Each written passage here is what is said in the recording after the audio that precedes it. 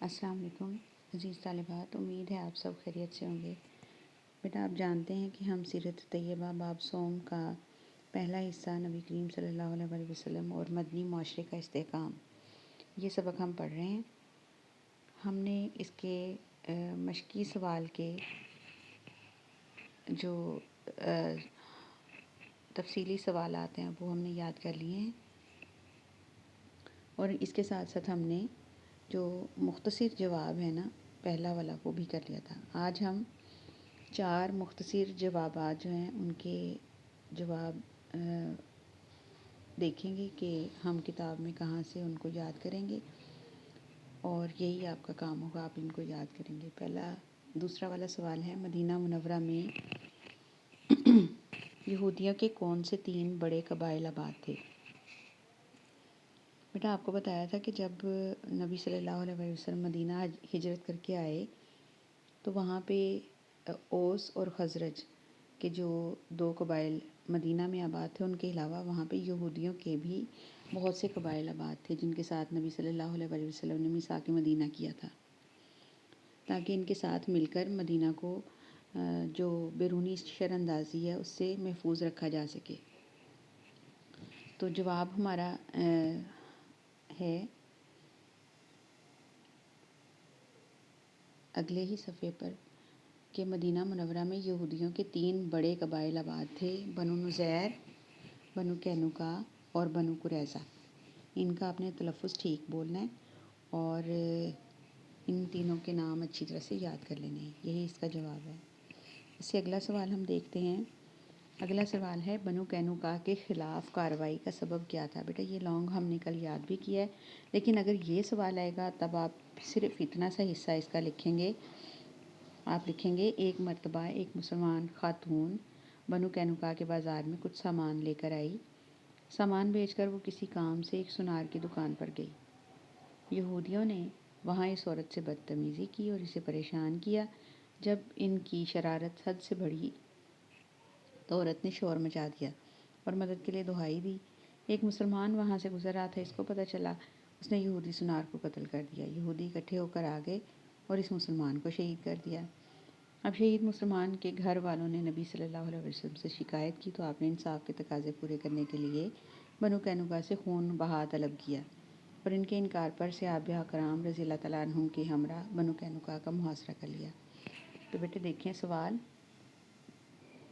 کہ بنو قینقاع کے خلاف کارروائی کا سبب کیا تھا، مطلب یہ کہ اس جو ان کے خلاف جنگ کی گئی یا محاصرہ ان کا کیا گیا تو اس کی وجہ کیا تھی، یہ اس کا جواب ہے۔ اب آگے، بنو نذیر کے خلاف کارروائی کا سبب کیا تھا؟ غزوہ بنو نذیر والا پیج کھولیں۔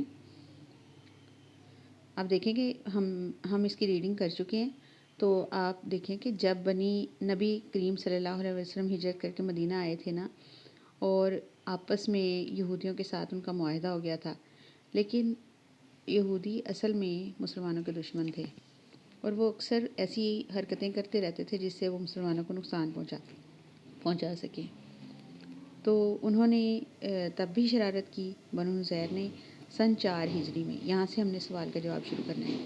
4 ہجری میں انہوں نے رسول صلی اللہ علیہ وسلم کو شہید کرنے کی سازش کی، معاذ اللہ، جس کا بروقت آپ کو علم ہو گیا۔ آپ خاتم النبیین صلی اللہ علیہ وسلم نے اپنے مشہور شاہ سوار حضرت محمد بن مسلمہ رضی اللہ عنہ کے ذریعے بنو نذیر کو پیغام بھجوایا، تم لوگوں نے بڑے جرم کی منصوبہ بندی کی ہے، اس لیے تمہارے بارے میں یہ فیصلہ ہے کہ 10 دن کے اندر اندر مدینہ چھوڑ کر چلے جاؤ۔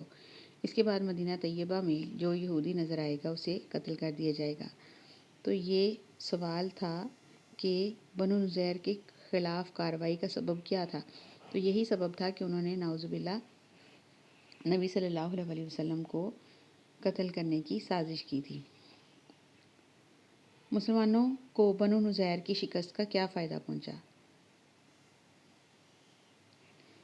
آخری لائن میں اس کا جواب ہے، جب وہ وہاں سے چلے گئے بنو نذیر،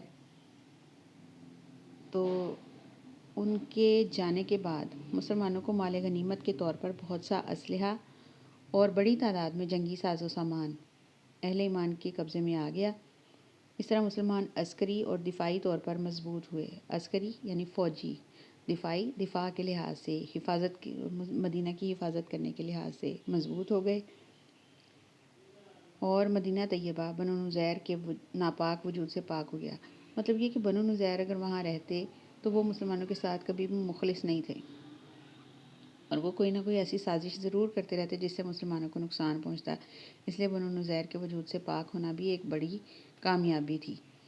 تو دو ہیں، اس میں ہم 2 پوائنٹ میں بھی لکھ سکتے ہیں اور الگ الگ اس طرح سے پیراگراف میں بھی اس کو لکھ سکتے ہیں کہ ایک تو مال غنیمت کے طور پر بہت سا اسلحہ اور جنگی ساز و سامان اہل ایمان کے قبضے میں آ گیا، جس سے وہ عسکری اور دفاعی طور پر مضبوط ہوئے.